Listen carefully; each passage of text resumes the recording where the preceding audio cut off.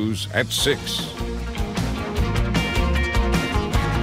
Tonight, we continue to follow the breaking developments on the Interblu project in Pikeville. Just before 5:30, a statement from City Manager Philip Ellswick informed us that the project is dead. That's more than 800 potential jobs lost for the region. Since then, we've been gathering reaction. WYMT's Connor James is breaking down all we know and joins us from the newsroom with more. Connor?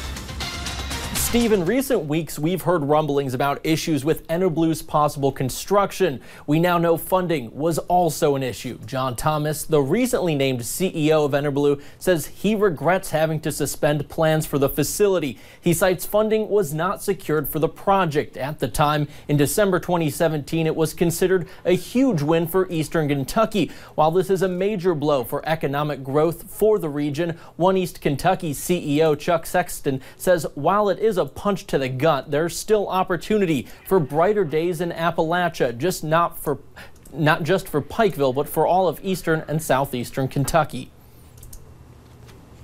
I'm right there with them. I have hope in this project. I have hope in eastern Kentucky. To me, there's no area of the United States that needs economic development and new jobs more than eastern Kentucky and Appalachia.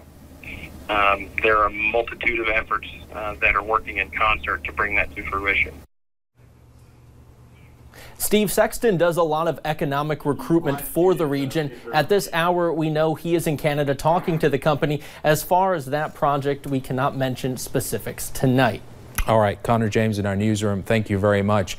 Now tonight we also have former state senator Ray Jones, who's now the current Pike County Judge Executive, on the phone with us live to discuss this. And Judge Executive Jones, just give me your reaction to hearing this about an hour ago. Well, actually, it's been less than an hour that I received the news. We're extremely disappointed. I think that there are several lessons that need to be learned from this project and this effort to bring Interblu to eastern Kentucky.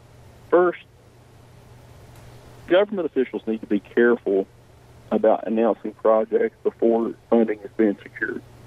We could very easily be facing a similar situation with Brady Industries. Apparently that company also hasn't received funding. The other concern I have is the fact that there have been representations made, even recently reported in the Herald Leader, reported in other media, that there's geotechnical issues with the site that contributed to Interblu suspending the project. In reality, the folks at Interblu knew this was a reclaimed mine site, and we don't want people to misconstrue their remarks to think that this is no longer a viable industrial site in eastern Kentucky. In fact, the Kentucky Enterprise Industrial Site may be the best economic development site that we have in the entire region. But some of the statements that were made by former Interblu official Dan Elliott were not, in my opinion, completely accurate.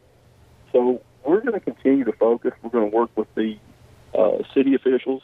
We're going to work with state and federal officials to try to find tenants for the Kentucky Enterprise Industrial Site. That can be a reality.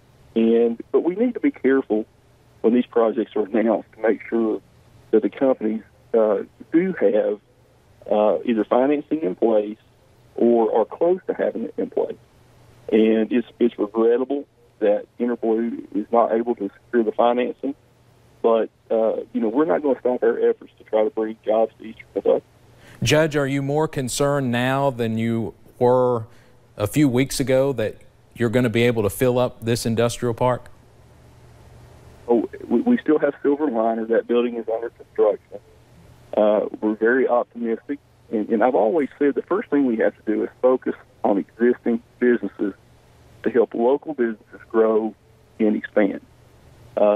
Silver Liner is a company that's been started by local residents. It has tremendous potential, and I think we need to put efforts behind Silver Liner to make sure that it is successful. We also have to reach out, continue working with the Economic Development Cabinet, continue working with the Governor's Office, Congressman Rogers, We will bring jobs to Eastern Kentucky, but this is a slow process. And, keep in mind, Steve, we are competing against every other community in America for jobs. Every community in America is competing to try to bring new jobs to their area, to their community, to their county, to their city. And we have to continue to show Eastern Kentucky for what it is. It's a hidden gem. We have tremendous potential. We have a great workforce. And, am I disappointed in this project? Yes. Does it destroy my hope for the future? No. Because this is not like a company with 800 employees closing its doors. This was a prospective company we were trying to bring to the region, and there are other companies out there. We're glad that we were in the running for a project like this, but this project is not being suspended because of anything to do with the industrial site, anything to do with state or county or local government. It really comes down to the financing. When you start talking about financing a $300 or $400 million project, that's a lot of money, and you have to go to the financial markets to raise that kind of capital. And apparently, for some reason, the investors in Interblue decided they were not willing to take that investment risk. So we're going to continue to work on this, but we're back to square one as far as the site goes. But it doesn't destroy my hope for the future. All right, Judge Executive Ray Jones, appreciate you joining us live to discuss this new development with Interblue not coming to Pikeville, and we'll be talking with you again, I'm sure, very soon. Now, this all falls on the heels of another big blow to the Enterprise Industrial Park there in Pikeville. In November, the city of Pikeville and AppHarvest dissolved an agreement. That project was expected to bring 130 jobs to the region. Add that in with the loss of Interblue, and that is between 900 and 1,000 potential jobs. And as the judge executive mentioned, there is still a silver lining, and that silver liner, their building at the industrial park, is nearing completion. Eventually, officials hope that location will employ 300 people. In other news tonight, fake bills are in circulation in Perry County. The Hazard Police Department shared on their Facebook page that a handful of restaurants are reporting fake $100 and $50 bills. WIMT's Will Puckett caught up with a manager and waiter who says fake bills can be devastating to food service workers. To those who pass them, it might not seem like a big deal. If you get a fake bill, you have to pay it out of your own pocket. But for people like Sam and Sarah, it is. Like, let's say you get a $50 fake bill, you have to now give them $50. And if you haven't made $50 in tips that day, you're paying them out of your own money. And Sarah is a manager and waiter at Big Blue Smokehouse and has experience before with people passing fake bills. In my retail jobs and when I worked at other restaurants, I have. And Sarah says in some cases it seems like people are being nice, only to learn later that was not the case. People would always say, keep the change, and give you a fake 100, fake 50, say keep the change, and you would think you have a really nice tip, but then later on that night you find out the whole entire thing was fake, so you got to pay everything back. He also says people most likely don't realize what that means to a person's livelihood. It's just a problem that needs to stop. And not to mention, it's illegal too. In Hazard, Will Puckett, WIMT, Mountain News. Anyone with information on who is making or using the bills is asked to call the Hazard Police Department. You can remain anonymous. One person died in a crash this morning on US 421 near Manchester. Police say a minivan and Jeep Wrangler collided. So far, police have not released the name of the person who died. The Sheriff's Department is handling the investigation. We hope to have more tonight at 11. New water line breaks have slowed the process to return water to parts of Perry County. City officials in Hazard now say the timetable to get it back on is sometime tomorrow. That is pending no other setbacks. The biggest concern is in Leatherwood, where people have gone without water for several days. The school system has set up mobile washing units, bathrooms, and even a place for cafeteria workers to cook so students can still go to classes. The FBI is now part of the search for this man. They have issued a most wanted bulletin for Philip Lewis. He's the man state police say killed Gary Medlin last month in Knox County. This is video just before that shooting inside a store. Investigators believe Lewis might be hiding in Flint, Michigan. He also has ties to Mississippi. You should consider Lewis very dangerous. Today we learned a former Jackson County treasurer pleaded guilty to identity theft and wire fraud.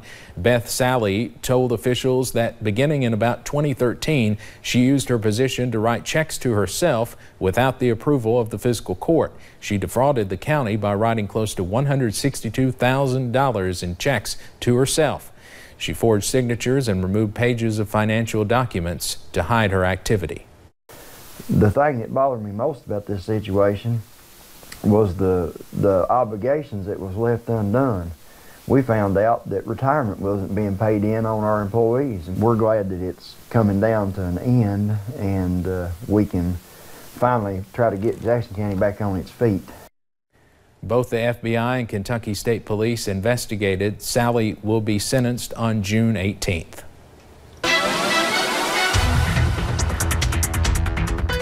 Some of us woke up to a couple of showers early this morning, but now we're actually seeing some mostly clear skies in some spots, but don't get used to it because cloud cover will increase once again as we head into those overnight hours. But as we scan the skies now, looking at a clean sweep, like I said, don't get used to it. Rain chances will really start to increase over really the next couple of hours. Lower 60s to mid 60s across eastern Kentucky, so feeling pretty good out there, but rain is on the way tonight and really into your Wednesday and into your Thursday. So check out the flood watch. We have that issued for part of our northwestern counties. We'll have details on that coming up in my full forecast in just a little bit. Paige, thank you.